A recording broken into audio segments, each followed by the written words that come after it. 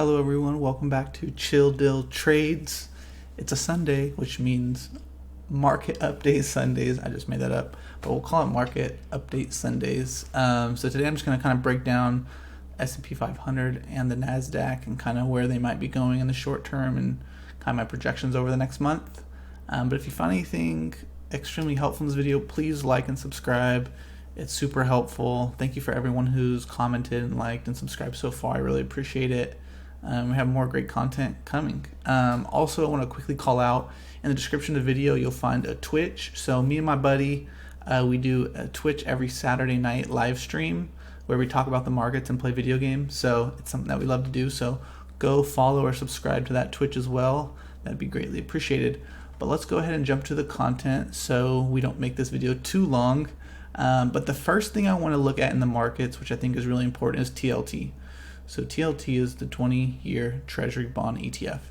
And so what's really important right now with this is the action that happened last week.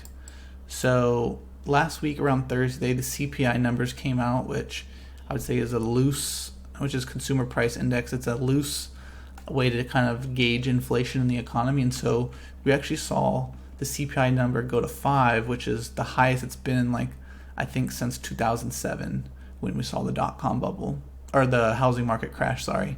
But really strangely, instead of this, so interest rates and TLT have inverse relationship. So when TLT goes up, people are expecting interest rates to go down. And when TLT goes down, people are expecting interest rates to go up. So what we see in TLT is basically since August when, the economy started really booming, or maybe the economy and the stock market really started booming around that time, we saw TLT decrease a lot because there was a lot of fear about inflation and interest rates. Again, TLT and interest rates have an inverse relationship. Inflation and CPI, or inflation and interest rates have a similar relationship, so they move together in the same direction. And so it's really strange that even though we saw the highest CPI number in the last, I don't know the math, I'll just say 20-ish years, even though it's not that long ago,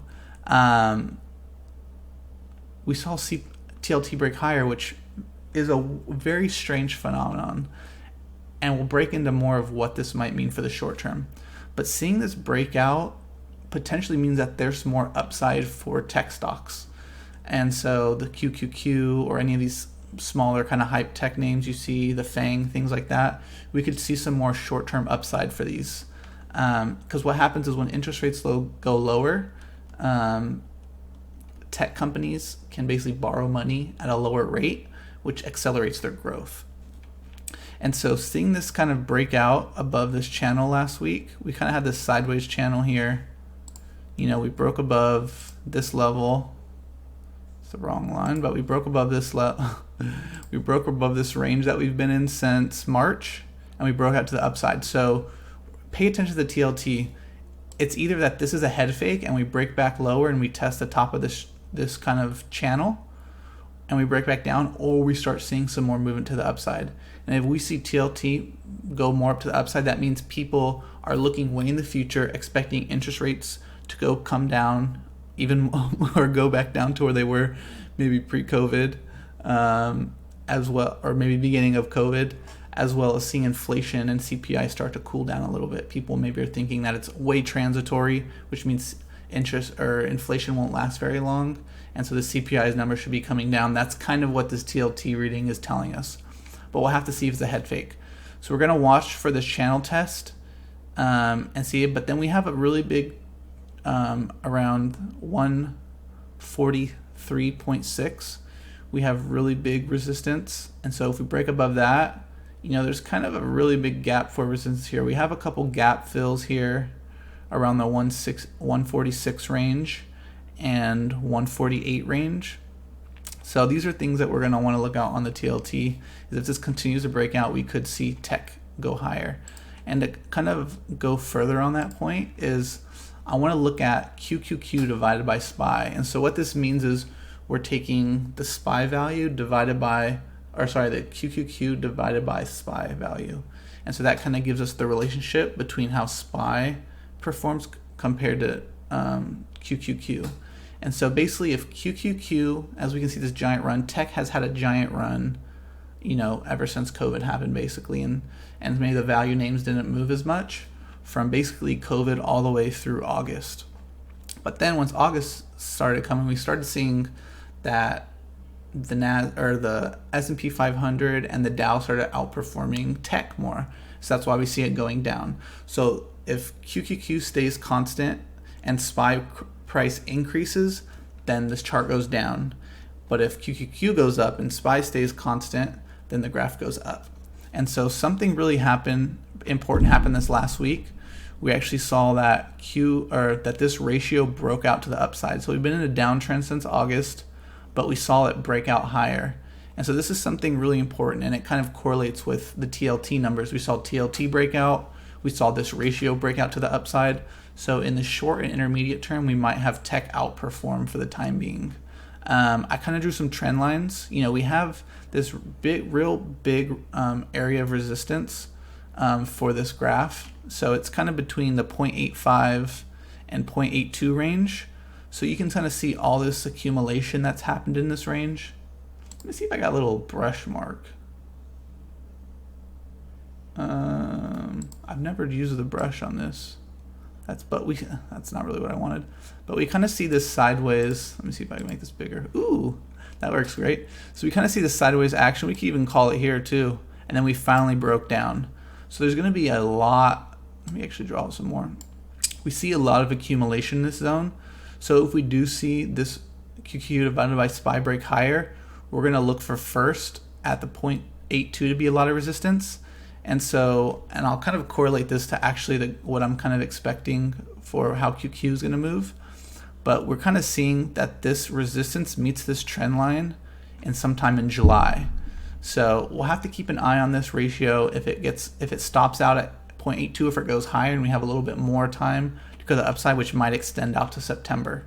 So this is a ratio that's really important to pay attention to, especially because it just broke out to the upside. Much like TLT, we'll have to see if it's a head fake, and its actually head fake is like it breaks out but actually keeps going lower, or this is a trend reversal. So going off that, the next chart I want to look at is the QQQ, and let's start on the weekly first. So a couple really important points to call out. The first thing we want to do is look at the MACD. So we saw MACD reach its highest point back in August, and when we just look at the relationship between QQQ and SPY, that's where we saw the chart start going down. And so similarly to what we're seeing on the readings is, even though QQQ SPY or QQQ price has gone higher, we saw a peak in a lot of the indicators back in August, which is a red flag. So if we look down here, we have, besides pre-COVID, we saw RSI reach the highest point back in August. We see a big red candle. We see a big peak there that a lot of people thought was the top for QQQ. So that's something that's really important. If we draw some trend lines, we also see, I think I already drew it here, but we see kind of this, I'm forgetting that word right now, but we're seeing these indicators head lower, but we're seeing the price head higher, divergence, there we go. So we see the indicators going down, even this indicator is going down. So we see the indicator showing this downtrend, but we're seeing the price showing an uptrend. So that's an extreme divergence. Divergence can last a long time, but it's not a good sign. And so that's why I think kind of like the TLT, we see it breaking out, but we probably are hitting some resistance about in July. When we look at the chart, we're actually seeing the same thing for the QQQ as well. So I just drew a couple trend lines. So the first trend line is from back in the beginning of COVID. So we take kind of at the beginning of this COVID point and draw the line out. We have this trend line. And then the second trend line is from this point to this point and heading out. I do these on a daily so they don't line up as well. But I think the most important thing, actually let me go to the daily here so that these lines line up. But the most important thing to realize is that we have a really short angle on the top. So basically these two basically hit the same point, and now we're drawing a line up here. So we see not a steep line here, but we see a steep line here. And so these are going to meet up at some point. And so where we see the meetup is in July, ironically so. We see the edge of this little triangle meet up around July. What else did we see meet up in July? The QQQ and SPY ratio. What else did we meet up in July on the graph? The TLT breakout. And so we're going to really want to keep an eye on how this performs into mid to late July, because we could see an intermediate top being formed in the QQQ. I think things to start thinking about is the SQQQ. So the SQQ is a 3 times leverage short on the NASDAQ. And so basically what that means is every 1% the NASDAQ moves to the downside, you make 3%. If the SPY moves up 1%, you lose 3% of your investment. But this is something to start considering, as it looks like we're heading into potentially not as much aggressive price movement upwards, and we're starting to get into the corner of this triangle.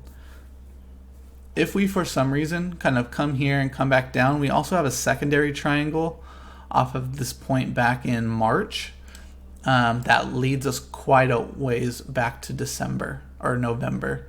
There's not that much of a higher price increase. At the edge of this triangle, we're at 341 as a top potential for QQQ, and for this we have 358. So definitely start considering a short on the QQQ. I think there could be, you could make some money here if we do see kind of head into a short-term correction. And if we do head to a correction, there's a gap fill, which is really important. So whenever we see a gap on these charts, the gap is going to be filled at some point. We don't know when that point is, but we've filled all the gaps in the past except for this one back here. So we see a gap. Let me zoom in a little bit. We see a gap right here. We came back, filled the gap. We have a gap here. This candle came back down, filled the gap. We have a gap here. It broke down. It went back to the upside, filled the gap.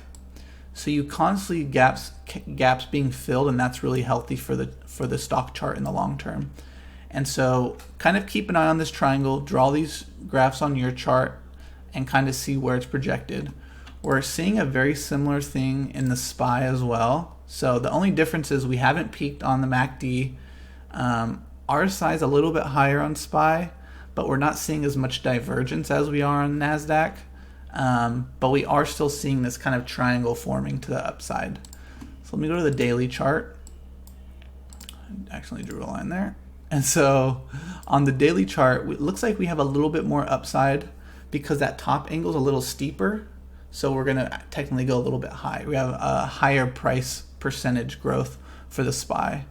And so we're going to want to follow this. This triangle comes out to 439.